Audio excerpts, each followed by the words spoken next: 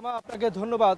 ইতিমধ্যে কিন্তু সারা দেশ থেকে এই সোহরাওয়ার্দী উদ্যানে সারা দেশ থেকে কিন্তু শহীদ পরিবার এবং জুলাই অভ্যুত্থানে যারা আহত হয়েছেন তারা কিন্তু এখানে এসেছেন এবং আসতে শুরু করছেন, এখনও আসতেছেন। এই যে সোহরাওয়ার্দী উদ্যানে যে তারা প্যান্ডেলটি করেছে, প্যান্ডেলটি প্রায় অর্ধেকটাই কিন্তু ভরে গেছে।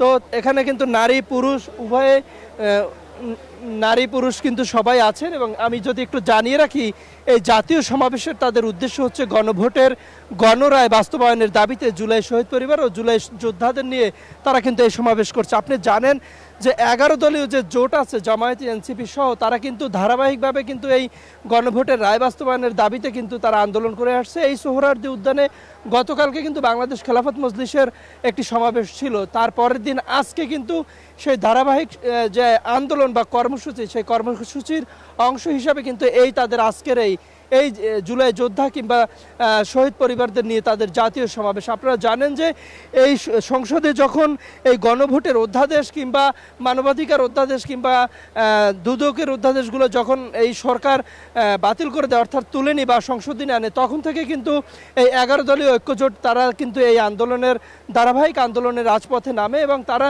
বারবারই কিন্তু বলেছে যতক্ষণ পর্যন্ত না তাদের এই গণভোটের গণরায় সরকার বাস্তবায়ন করে মেনে না নিবে, ততক্ষণ পর্যন্ত কিন্তু তারা এই আন্দোলন সংগ্রাম রাজপথে চালিয়ে যাবে। সেই তাদের আন্দোলনের অংশ হিসাবে কিন্তু এই জাতীয় সমাবেশ আছে।